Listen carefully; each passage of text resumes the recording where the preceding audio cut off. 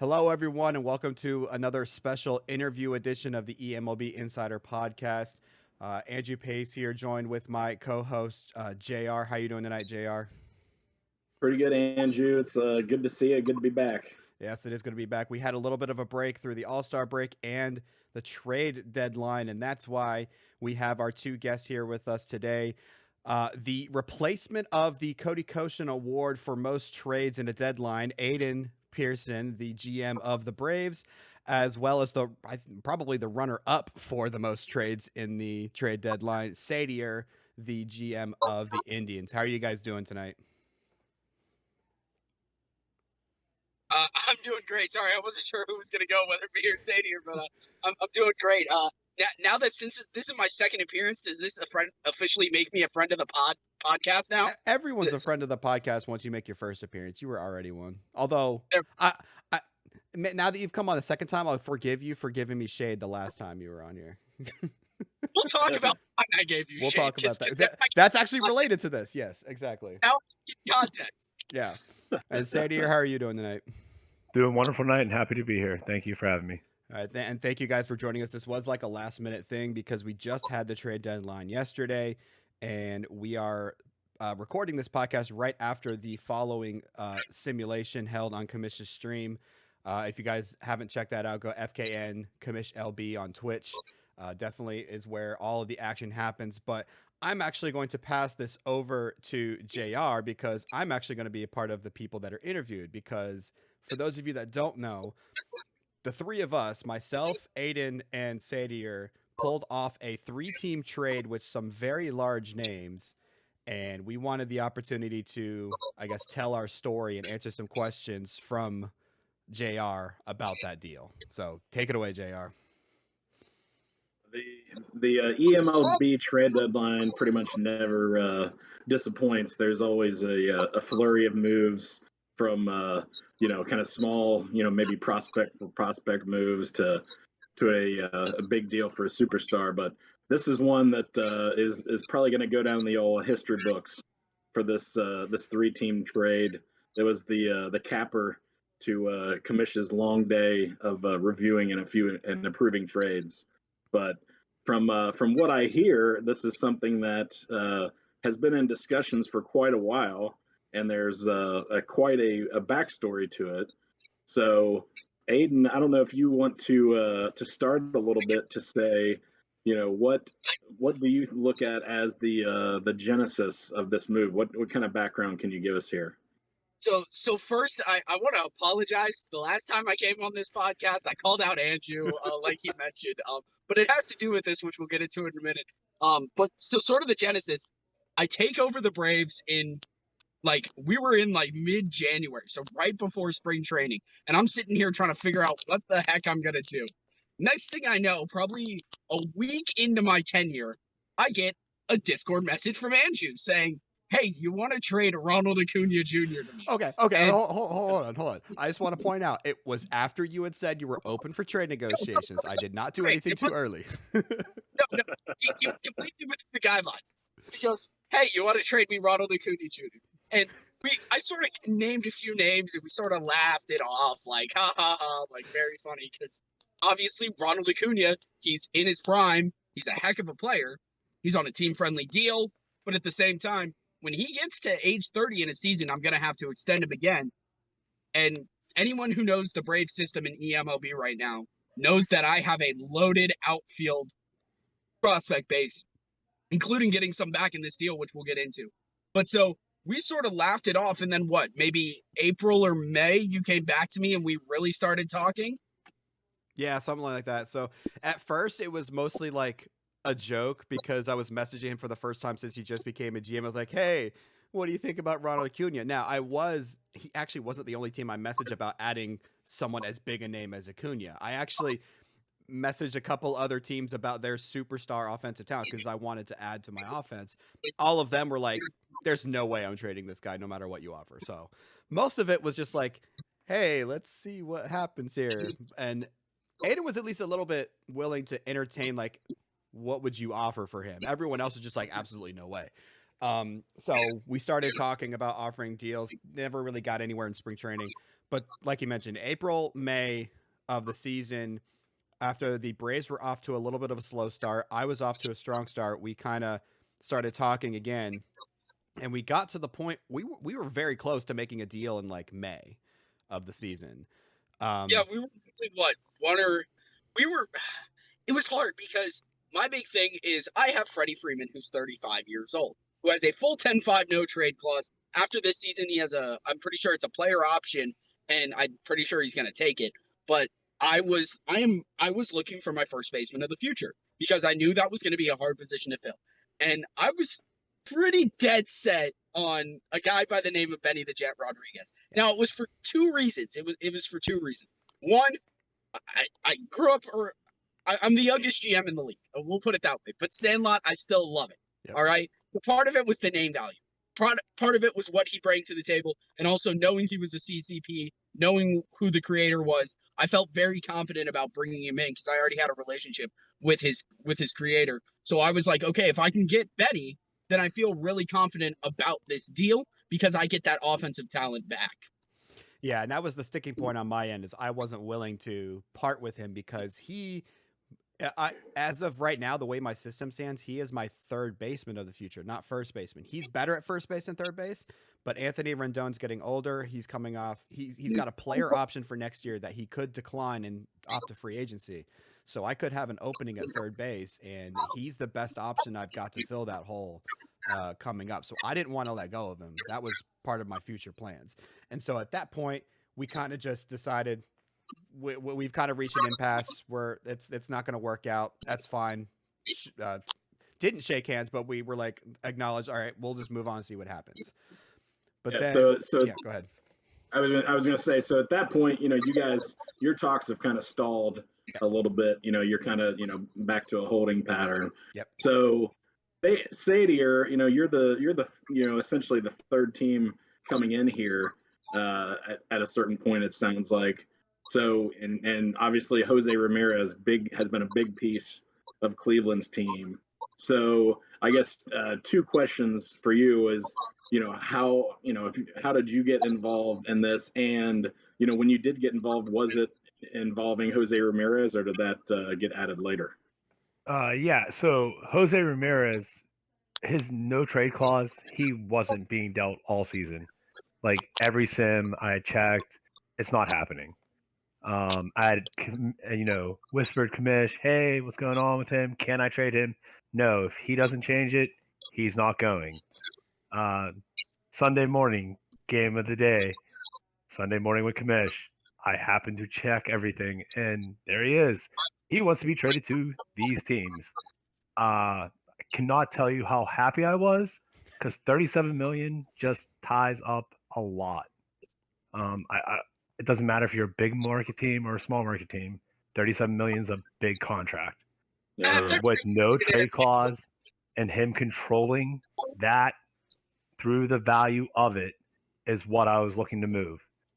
If he decides at 35 he wants 37 million, he can take it. He also controls where he was going. There was a list. I made sure to say it on stream. I put it in the Discord. And Angie was the first to bite. That's right. So at that time, I hadn't picked up talks with Aiden again. So I was still looking to add an impact bat. I had added Corey Knebel to short my bullpen. I was still looking for a bat. And when I saw that my team was listed on Jose's destinations, I was like, all right, maybe we can make this work. So I reached out to Sadier and we started talking deal. But then at the same time, Aiden kept posting in Discord that he's still fielding offers for Acuna, Freeman, et cetera, et cetera.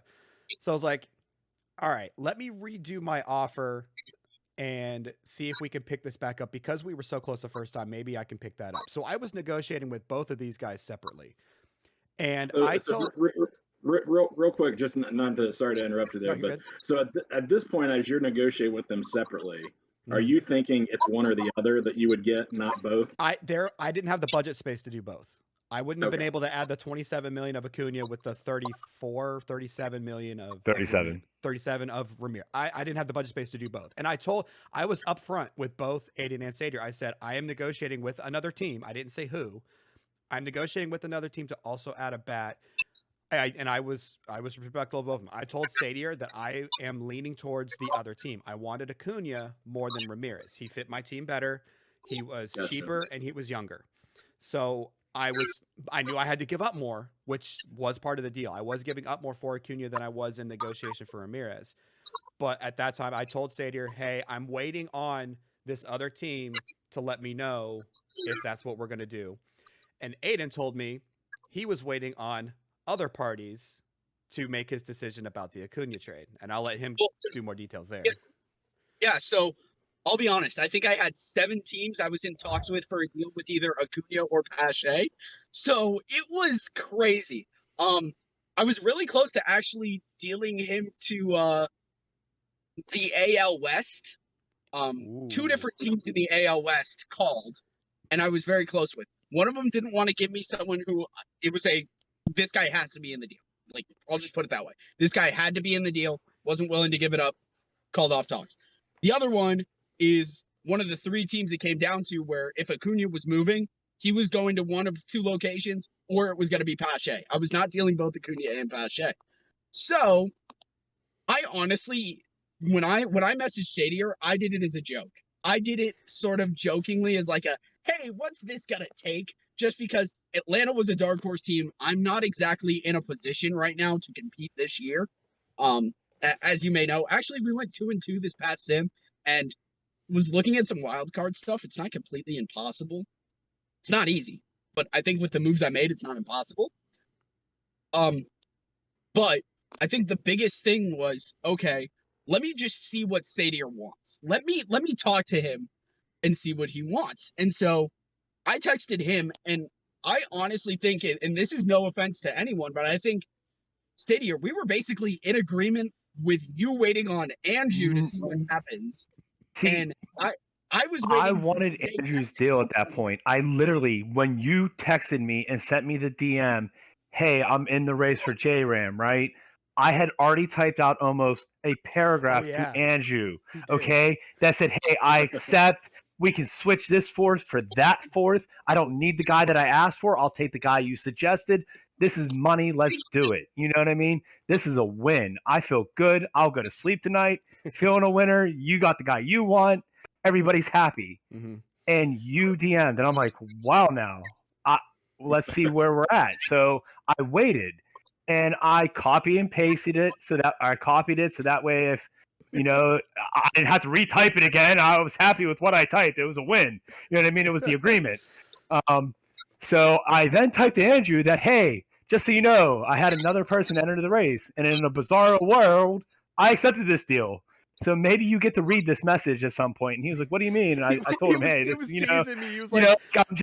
I have this saved just so you know, bro. It's here, all right? Like, I literally, we were done. I was going to bed. This was good. So then I started talking to Aiden. And I loved Cox out of the deal, out of everything that was being sent. Like, I'm looking for a catcher of the future. He can be it, 1.0 guy. There's story behind it. That's what we're looking for. I did not like the other pieces at all. I love the pieces coming back from Anjou. If I can get those 3 pieces, I was happy. And I only ended up settling for 2 of the pieces from Anjou instead of even 3 or 4 because of, hey, we're all trying to make a deal work. So, gave up a little bit. Well, saying that, I got Cox instead. That's how I looked at it. I gave up the 2 for Cox, but jumping ahead. Yeah, I was about to say, you kind of skipped over the point where we all had this light bulb moment. So I was talking to both of them. Hold on, I want to hop in here first. Okay, please go ahead. When I was messaging with Sadier, I completely chopped down the value. Like, my value was low. And here's my whole reasoning why I was okay including Cox and why he was included in the original deal. I know Bobby Cox is like an Atlanta legend, right? No one disagrees with that. But my thing is that I've got my catcher, my 80 potential, my CCP. Cox was never seeing the field. Because if I made the Acuna deal, I had my first baseman of the future, and I wanted to give Cox sort of what he deserved. You know what I mean? I wanted to give him a place where he can start because I would love to see a 1.0 guy do well. But I think once we started talking, me and Sadier, we got to a point where we were pretty close on a deal, and I think I texted you 4 or 5 times before we all had this light bulb moment of, hey, what can I do to make this work? What can I do to make you say yes right now? I can go back through the messages and literally, I think. Oh, definitely. Pre-stream, you were pushing for it to be announced on stream. I literally told you to slow down more than once. Like, no, that this isn't happening just yet because like it didn't need to happen yet, right? Like we could wait. So we were definitely waiting. I still value and Wallner, the guy that I ended up trading for Bowers, and part of the Bowers deal, he was part of the talks for this. He ended up gets cut. You know what I mean? So that's something that is revisited. It gets announced in the trades before. But that happens after, actually. So we do this mega deal, and then after the mega deal happens, Aiden and I talk again, and that's how Bowers gets dealt. That doesn't even happen before. So in the middle of the negotiation where I was talking with Aiden and also with Sadier, Aiden told me that he really liked the deal that I gave him, but he wanted to make another trade to bring another player in that would make the loss of Acuna more bearable, is what he told me. And I was like, okay, that's fine. Let me know as soon as you know. And that GIF you put in the Discord, actually, Sadier sent it to me about 20 minutes before I talked. Yup, the Mexican trio. Yeah, we hadn't even gotten there yet. So Sadier messages me, say, hey, can we try to get this done tonight? I've got work tomorrow. I want to make sure we can upload the files before the trade. And I wasn't trying to pressure. That was just time management. Yeah, exactly. And that was true. So I told Aiden, hey, can we decide on this tonight? Because the guy I'm talking to has work tomorrow. Aiden goes, so's the guy I'm talking to. And we were just like, wait a second. I already knew that at that point it was kind of, I think I'm dealing against myself here. Yeah. That I really want one deal, but the other guy needs me to accept this deal, but I want that deal. Yeah. So we ended up, I was like, okay, I'm going, or what position you going after? And he goes, third base. And I go, AL Central? He goes, yeah. I'm like, oh my gosh, we're trading we're trying to talk for the same guy. And so I realized that Sadier wanted my trade, but I wanted Aiden's trade for Acuna. So I was like, we got to get a group chat going. And so and also Wallner and Philip Hopfez, my prospect pitcher, were in on both deals. So because I knew I was only going to take one or the other, I couldn't do both Acuna and Ramirez. And so I was like, hey, Aiden, Sadier wants Wallner and Hopfez. If we're technically agreeing to this trade where it was, at the time it was Wallner, Hopfez, Clark, and Carney. If I'm sending those 4 to you, you could flip Wallner and Hopfez over to Sadier for Jose Ramirez, and that was part of the deal that he wanted. Now, there were a couple other names in there as well, and that's where the Bobby Cox filled that role to replace the players that I had originally was going to send to Sadier and in the pure Jose Ramirez deal. So we actually got this together really quick. It wasn't a long discussion between 3 teams because we kind of already laid the groundwork at the 2 separate 2-team deals. Yeah. I think from my end, what ended up being sort of the kicker here was I was trying to figure out what exactly I was doing because part of the deal with Anju was $3 million. I'll be straight up. Yeah, I was going to send him cash too. Because I wanted a little extra cash. I'll put it that way. It made the loss a little more. You were trying bearable. to squeeze as much as you could out of me. You can ask Brennan because Brennan and I in Baltimore, he and I have a really good relationship, but he and I also talked about 12 different players between the two of us, just on random deals that may or may not have happened. We only ended up making one deal, but he said it, and then he said it in a group chat that we have, and I think Sadier's in it, that I deal like I'm a used car salesman. I try to get everything I can out of one small little thing. But I think what the big thing for me is that I was losing Acuna, but in my head, even though I was giving up Cox too, I was getting more value because Cox while he's a good potential player, he doesn't have the value to me that a guy like Clark and Carney have, because they fill immediate needs. Mm-hmm.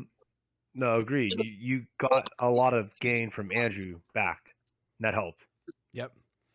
And it was easy for me because even though I was sending Wallner and Hopfest to Sadier, I was literally sending the exact players I agreed to in the Braves deal.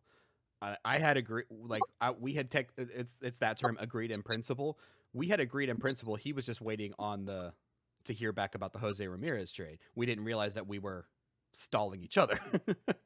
So instead of sending all 4 players to the Braves, I sent 2 over to Sadier. I sent it to Sadier through Atlanta, essentially. Like Atlanta, took them and threw them back to Atlanta or to the Indians. It just made sense. And even going before that, Sadier and I, in the original deals that we were talking, it was actually Acuna or Pache going to Cleveland for Ramirez and some more pieces, was something we sort of discussed a little bit, right? Correct. 100%. Yeah. And we never actually talked Pache. You never sent that offer over. And at that point, we had already moved past it. Like it just never happened. But Acuna, yes, I think 3 offers were sent. Yeah, so it was just like a really huge coincidence that this all came together, and we were able to get it done so quickly. When we were in this group chat after we had figured this out, all 3 of us were saying that we were dying laughing at how we were blocking each other from getting these deals done. 100%. From the time I announced Ramirez as a trade piece to the time that the 3 of us got together, there was about 24 hours that passed, and then 15 minutes from the time the 3 of us got together and trade was agreed upon. It was fast. Fast. Like everybody was able to work together. Like I said, there was another piece that was in this deal because he was originally offered in the deal with Aiden. He ends up getting dealt in a piece for Bowers later. We scrap him because Aiden didn't want to deal him in this piece. I would have got 4 back instead of the 3. When me and Andrew were talking at 3, I really accepted. I tried to be greedy. I even told Andrew, I'm trying to be greedy here. I'm trying to win this trade. Give me this piece. Which to me, he was a nothing piece. It was a crazy piece. Yeah, it's a nothing piece. He's literally the definition of a lotto ticket.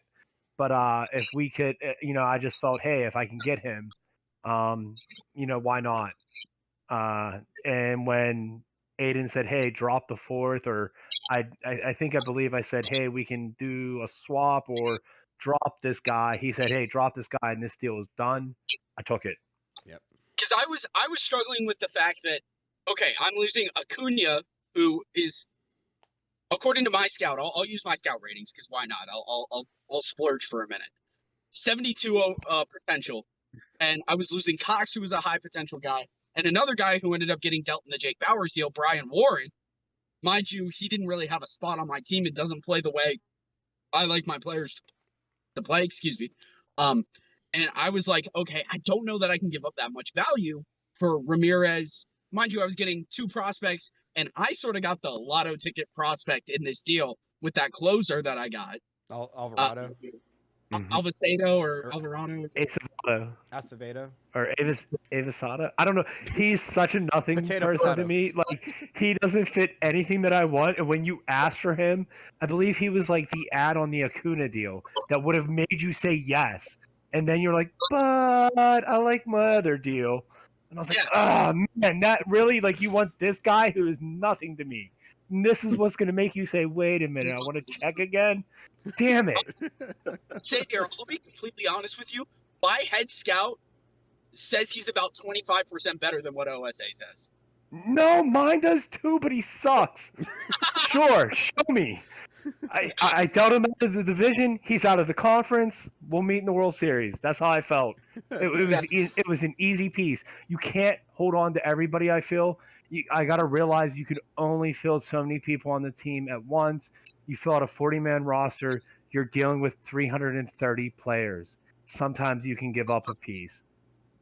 I think the biggest thing for me in this whole deal was, okay, where do I get my value for? And I sort of want to ask this to everyone. I'm sorry for hijacking J-Roll, but I wanted to ask this question because I'm interested in hearing what you guys think.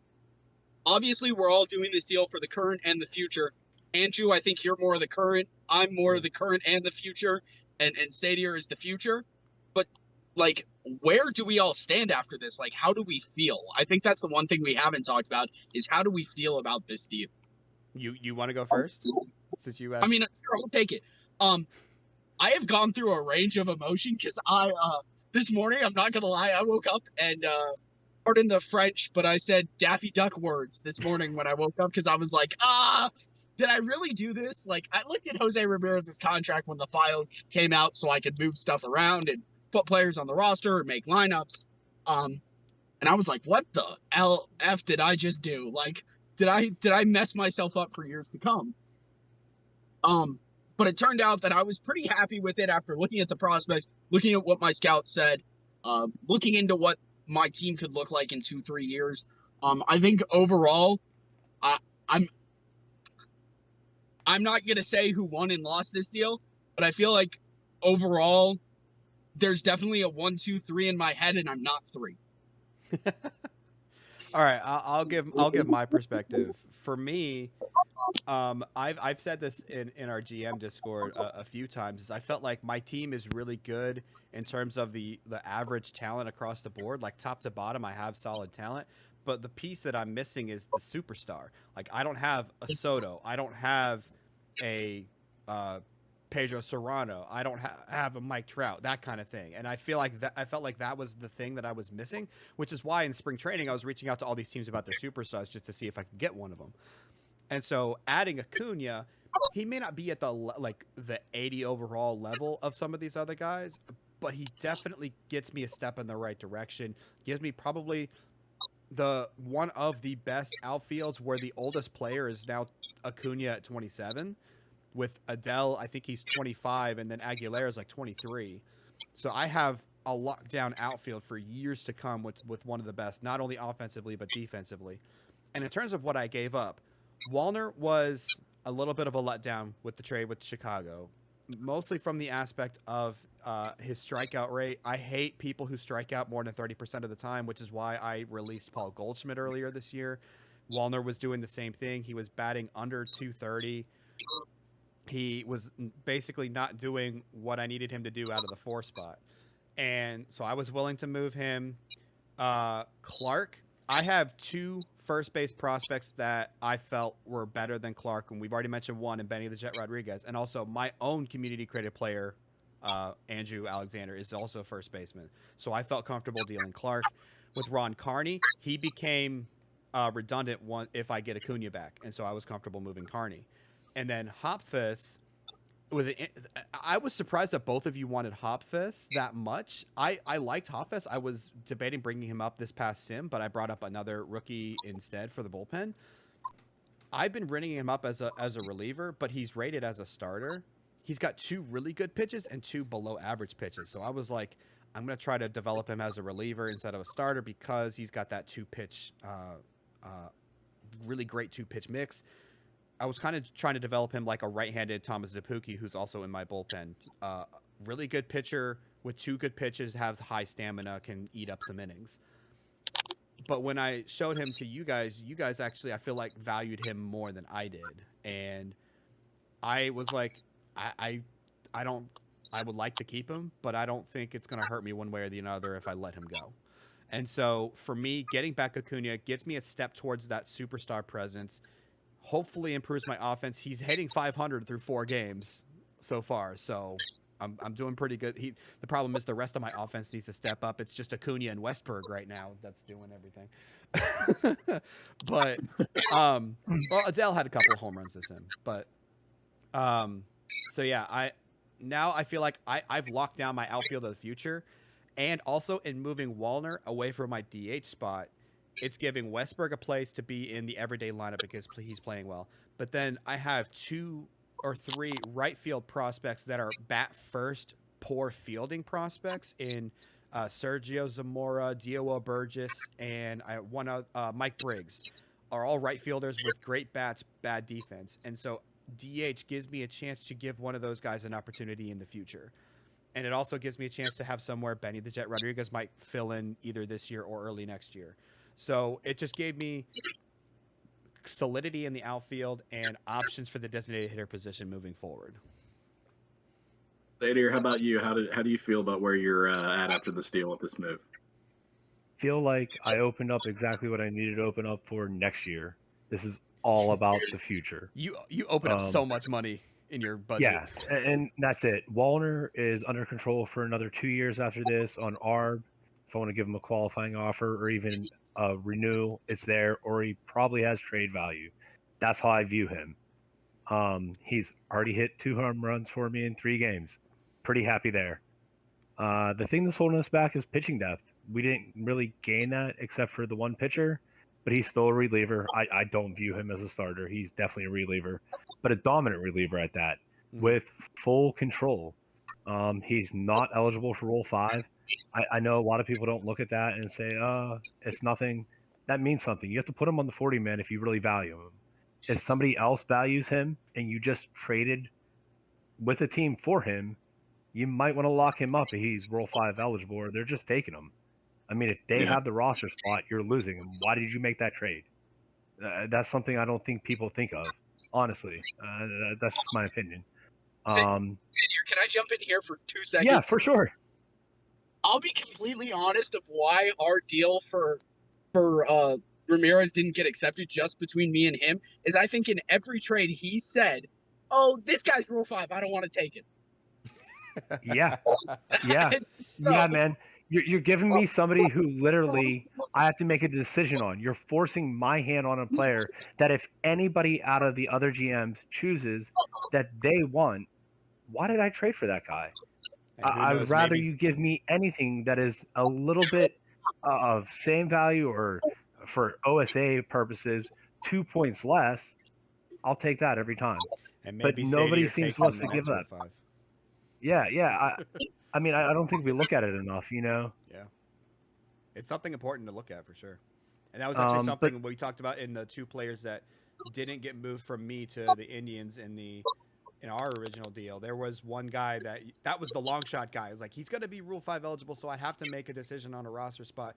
But that's the long shot 4th guy that we were talking about. You can ask Aiden. I've even checked birthdays and when Rule 5 is happening because that matters on when they're eligible in our league. It does. You accept somebody, you need to know fully where they're going to end up in your organization on how you're going to develop them and when that matters. I'm not trying to bring up guys for no reason. The guys that I've brought up, if you pay attention to what I've been doing, are already on my 40-man roster. They're people that from previous moves or previous GMs, whatever it is, kind of saddled with, and I'm hoping they work out. And if they don't, then I'll flip them. And if I don't flip them, they'll be free agents for other people. I've tried to move a lot of pieces to people. The offers have been there, you know. Rule 5 seems to be the hiccup. Everybody wants to give up Rule 5 guys. They just don't interest me.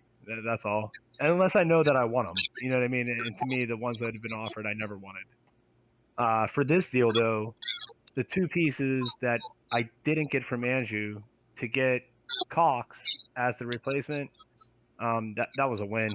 He's young. He's controllable for years. That gives us flexibility. And again, I can go into free agency knowing that I can sign somebody good or I can trade for somebody good in the offseason. The contract shouldn't inhibit me at all from doing whatever I want. And And I'll be completely honest here. Atlanta, I have one of the biggest budgets in this universe, which is huge for me. I looked at the budgets on the financials. I'm in the top 10 in budgets. Also, this season, I'm top 4 in payroll. But I can afford that right now because I'm also shedding some big contracts next season, or in this offseason, I should say. Johan Camargo, potentially Freddie Freeman. I got rid of AJ Minter's $10 million for a guy who was struggling. Where I know it doesn't say so according to eMLB, but I'm going to say it here just because of the value of the community created players I have, how active they are, and what positions I got and where my depth is. I think I have the best farm system in baseball right now. Antonio Alvarez shown what he came out of my system. I've got 4 or 5. I've got a whole rotation of stud pitching prospects. He does. I've got Max Fried, who's coming back off the IL at the end of this season, who we completely forget about, I feel like, this year, just because he's been on the IL with his injury. I've got now a great offense that is solid across the board, and I've got depth. I've got something that I feel like not a lot of teams have, which is depth for any position. I mean, I wish I could say I had the strongest farm system, but I've given up a lot of pieces on my trade for Acuna and the trade for Knebel. I'm in win now mode, but I gave up pieces that I felt like I had the organizational depth in. Like, I still have 5 top 100 prospects, although technically one of them is Jeremy Frank, and I don't consider him a prospect. So I still have 4 top 100 prospects. So I'm still doing good in the farm system area. Yeah, I have to say I really like the deal from Sadier's perspective. Just, knowing that Jose Ramirez had a limited number of teams that he could be traded to, and getting that contract off the books for him, is such a big deal, knowing how much longer that deal goes on. And I know Wallner, struggled in St. Louis a little bit. wasn't quite what you wanted him to be, Andrew, but I think he's still. It's because it's a pitcher's park. That's literally what it is. He roasted the ball in when he was with the White Sox because that's a hitter's park. Came to St. Louis, did not hit nearly as well because we're one of the biggest pitchers park in the league. And I literally asked Sadier when we first started the conversation. I was going to just mention that. Hey, I have do the Indians have a pitcher's park? No, it's more neutral than pitcher. It really is. But so because I was like, if he's got a pitcher's park too, I'm not even going to bring up Wallner because I would have been straight up with him. Like, I think he's struggling because of pitcher's park. And you can see all the rate of the results, 2 home runs in 3 games. It's a neutral park. So he's got the potential. He just wasn't playing in the right place. Yeah. And that's what we're hoping for. Although he's performed well on the road, so I'll take it. Exactly. Well, yeah, he has performed well on the road because he's not hitting at St. Louis at that point. Yeah.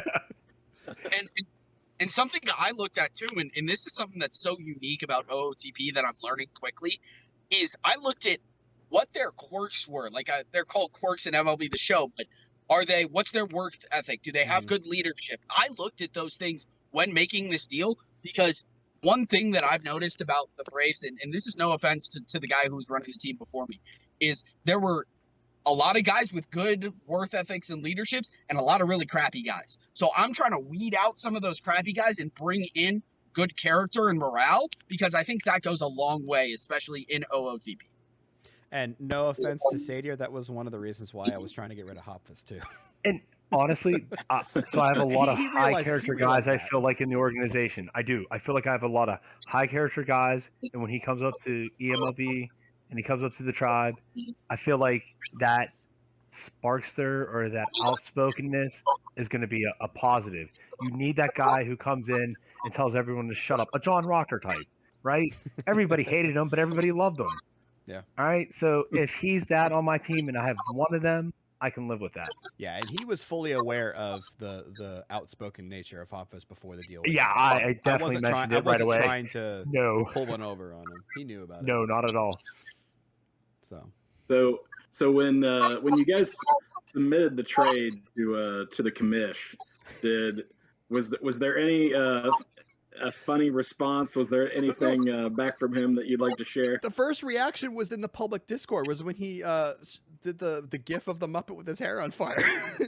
that was his first reaction. He didn't reply back to us at all, and we were freaking out. Like, are we gonna have like Sadier specifically was like trying to think of worst case scenarios. Like, hey, have you guys thought about what we need to do if we need to rework this trade?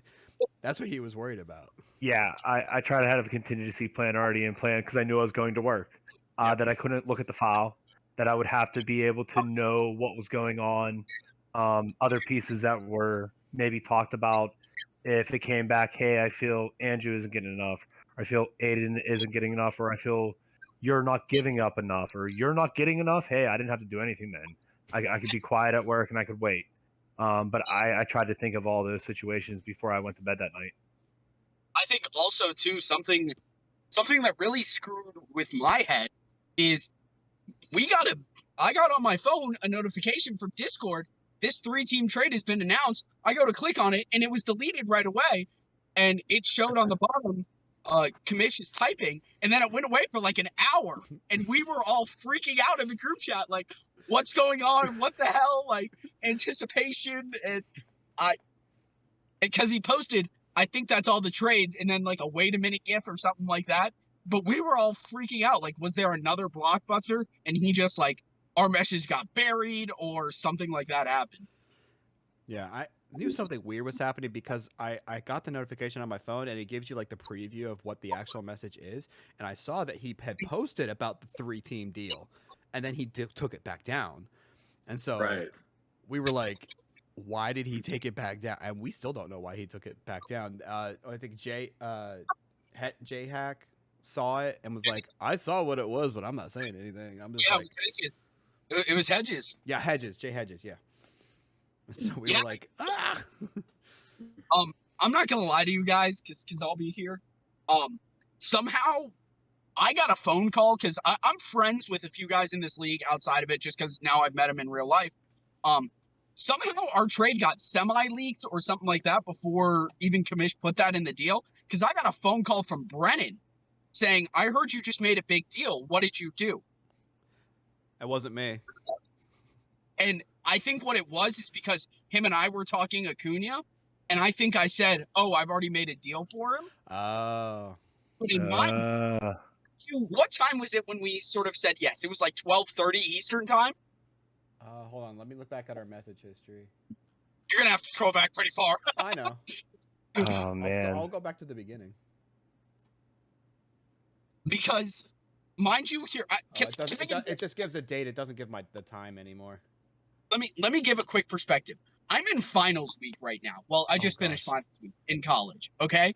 Trade deadline, finals week. I was studying for my last final that day while I'm sitting here trying to make trade deadline deals.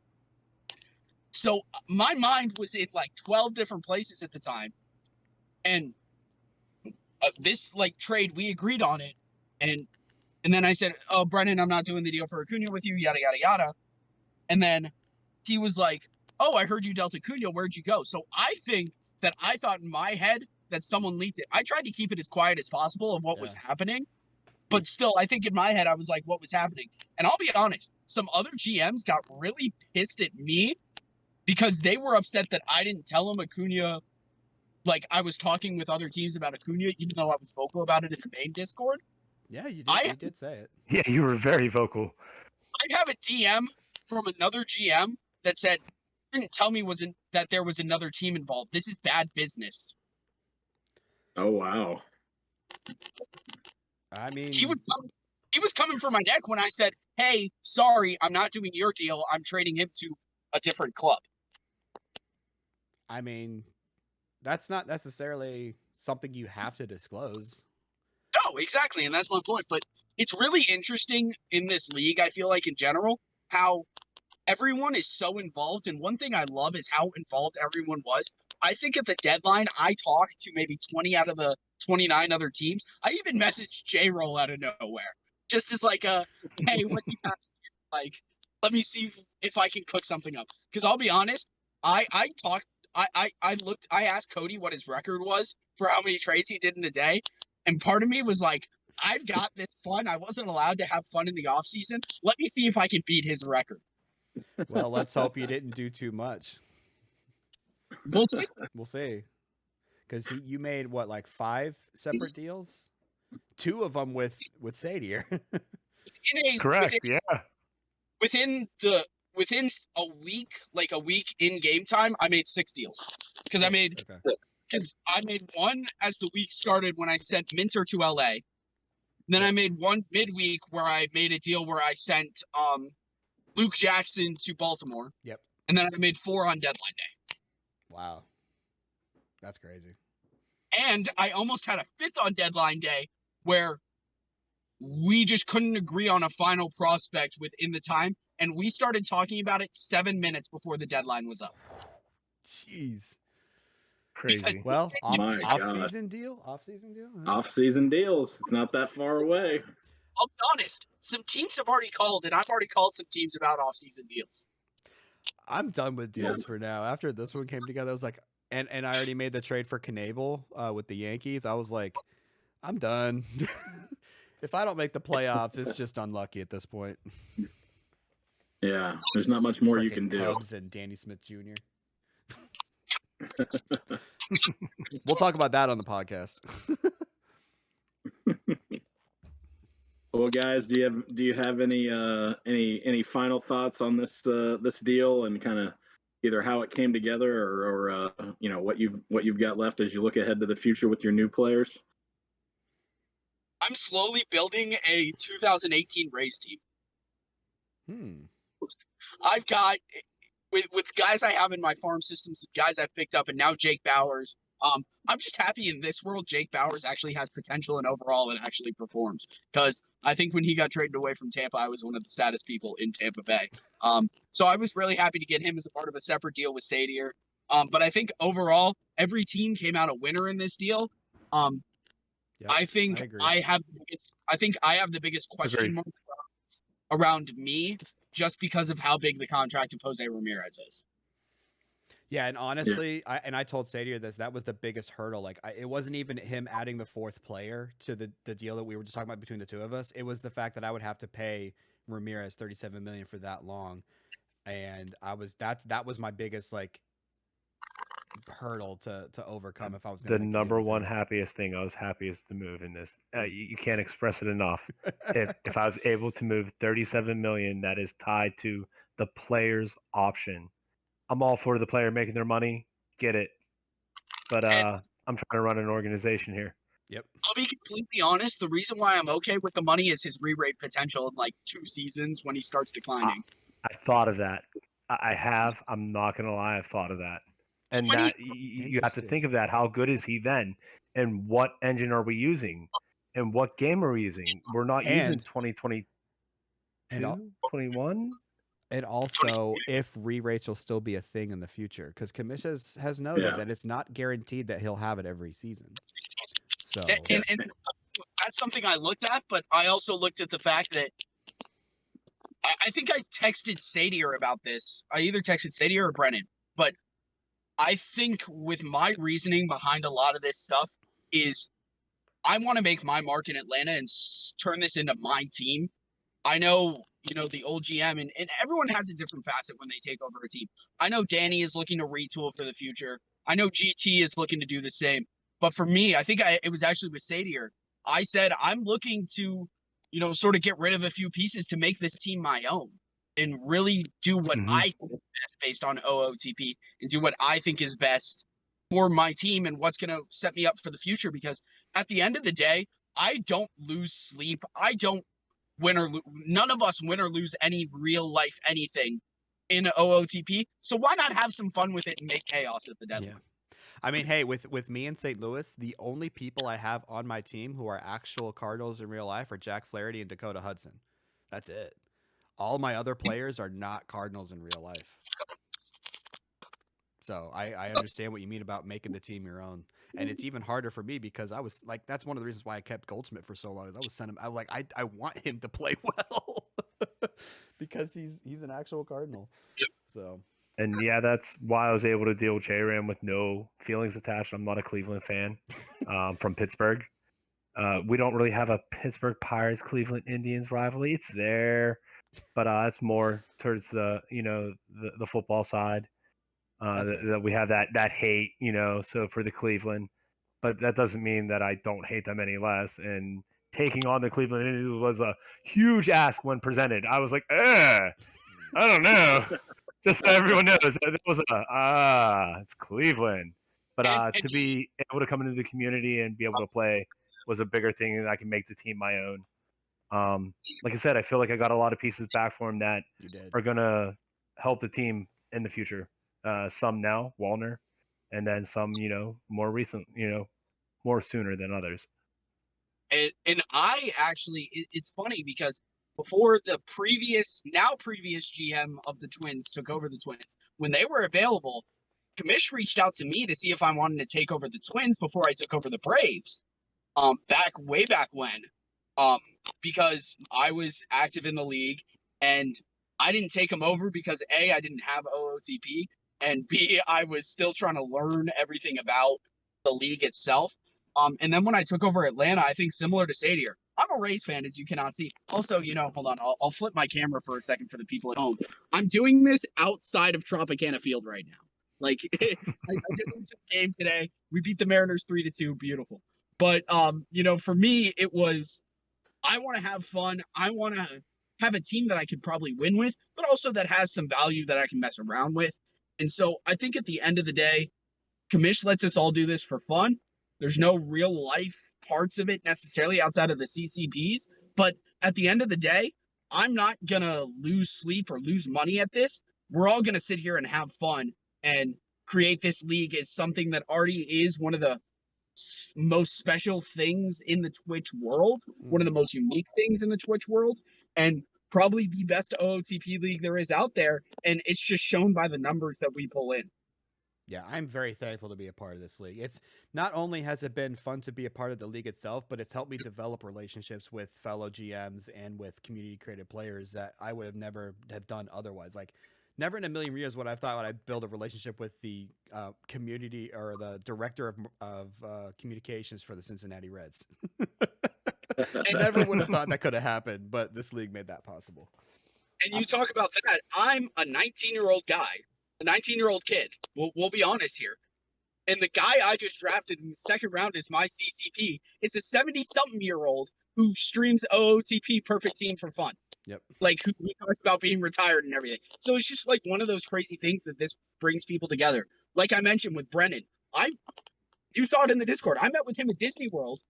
I know now that Denbrew lives not far from me. I'm going to try and meet up with him at some point.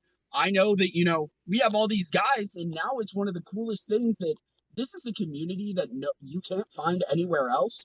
And even though we all are behind screen names at some point, like obviously my name's a little more out there, so is J-Rolls, so is Andrew's obviously, but some of our names are out there, but at the same time, I know that whether it's the league or even if I just need someone to talk to about something going on outside of OOTP, I can reach out to anyone in this league and they're there for you, which is something you can't replace. And the fact that Twitch and video games can bring us together like that just shows what Commission has done with this league and how special it is.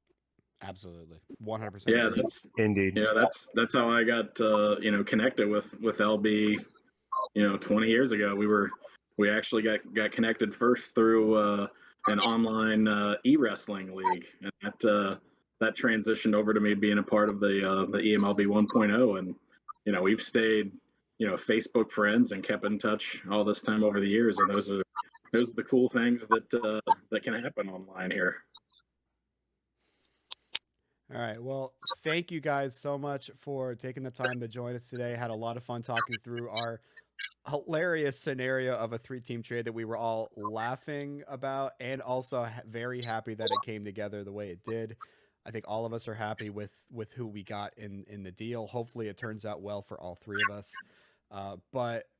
And thank you, JR, for leading our interview, even though most of the time we were talking. We appreciate that. Thank you guys. It's like they would say, you just roll the basketball out and let the guys play. That's right. Fantastic. We can't talk about basketball because that's how I tore my hamstring. So we cannot. Oh no! No, kill the basketball talk. Yes, for those who don't know, the GM of the Atlanta Braves has been put on the injured list for the rest of the season. He's going to invoke the insurance clause and.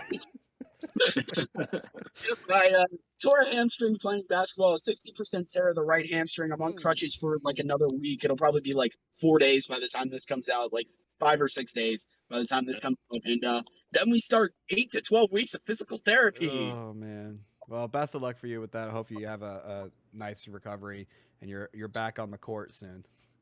Or maybe you stay away from it for a while. I'll stick to the baseball field. There you go. All right. Well, thank you guys so much for watching this interview. We had a lot of fun doing this, and we will have more interviews in the future. I do have a lot of GMs that have reached out about doing interviews in the future. So look forward to more interview content as well as our regular podcast content with myself and JR. And we're in the dog days of summer right now. It's August. It's past the trade deadline. The playoff races are heating up. I am no longer in first in the NL Central, and I need to do something about it. Freaking Danny Smith Jr. But until next time, guys, take care.